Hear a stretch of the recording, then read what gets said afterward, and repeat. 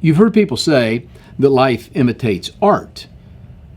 And while there is a similarity, it's actually the reverse, that art imitates life. And the reason that we enjoy art and the reason we enjoy games and sport is because the best games, the best sport, and the best art does in fact reflect life. The most exciting parts about sport are those games where the team that you're rooting for is behind and they have a great comeback.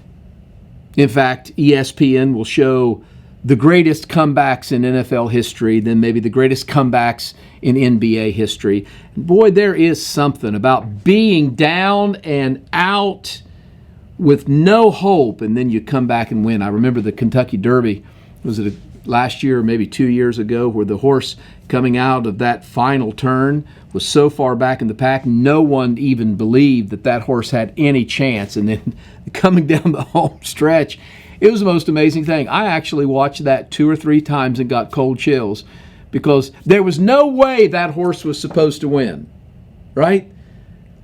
But yet, right down that home stretch, that horse burst open, probably ran the race of its life, and the underdog won that race. And boy, don't we like that too, because it's not just about the great teams that were down at halftime and came back, but boy, we cheer for the underdogs too.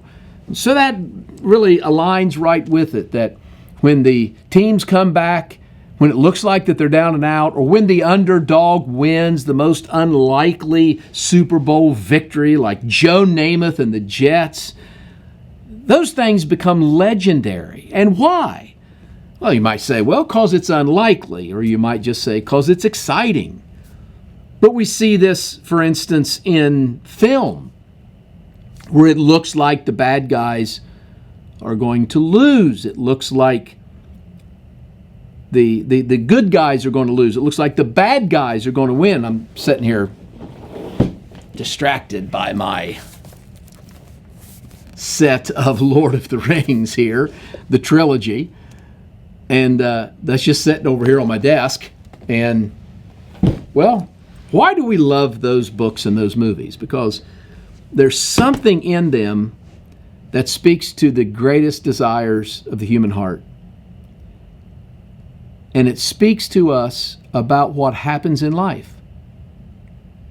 The sweetest victories are those that are won when it appears as if you're down and out, and or the sweetest victories ever won are won by the underdogs.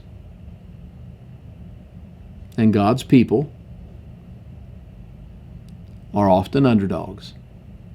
It's unlikely, for instance, that a Jewish carpenter 2,000 years ago would change the world. Really? He's from a small town of maybe 100 people.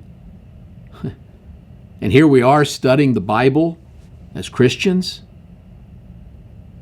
Yeah, so Jesus was the underdog, Paul was the underdog, Christianity was the underdog. And sometimes it seems as though at halftime we're down. Can we come back? Can we make a comeback? Can we storm back? Can we actually win? Well, according to these prophecies, we do. Now, as we've gone through chapter 11, it's this long, drawn-out drama between the king of the north and the king of the south.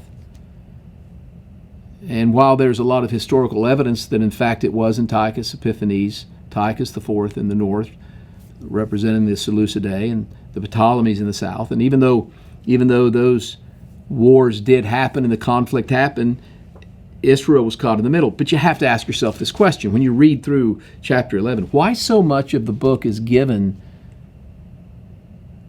to this conflict between north and south? Here's what you have to remember. God looks at the world through the lens of His people. And time is structured around God's people. Let me say it another way. God moves on the earth on behalf of His people. It's kind of like when you go to a ball game and the only reason you're there is because your son or daughter, or in our case, your grandson or granddaughter is actually playing in that game. Or your son, daughter, grandson, granddaughter is actually singing in that play or that performance. That's why you're there. And so the whole event is wrapped around the fact that your loved one is there, and it's because of them that you orient yourself around the whole event. And your attitudes and your interaction with that event is solely based upon the person that you love. And that's how God interacts with the world.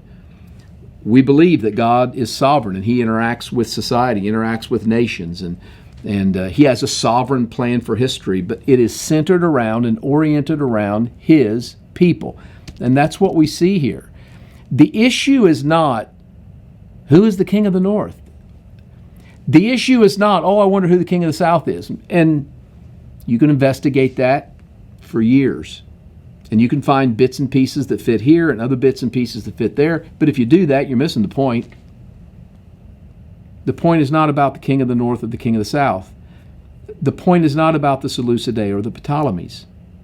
The point is God's people caught in the middle, and the whole narrative is structured in such a way that God's people may know that they're taken care of by God, and they win. Though God's people may be the underdog, though God's people may be down at halftime, the game's not over yet, and the sweetest victories are won by those who have made a great comeback to win the game, and or they are the underdog, the unlikely victors. And verse 45 just kind of spells it out, doesn't it? And he shall plant the tents of his palace between the seas and the glorious holy mountain, yet he shall come to his end, and no one will help him. Tyrants beware.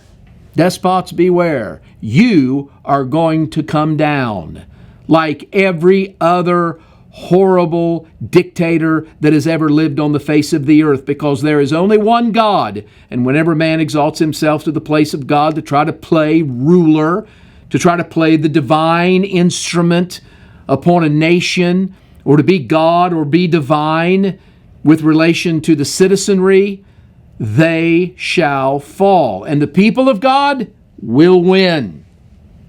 And all of this intrigue described in chapter 11, from levying taxes to role-playing for the purpose of tricking the aristocracy, to trying to politicize these issues and manipulate the situation by giving your daughter to be married, these Machiavellian kinds of tactics, they all come to an end.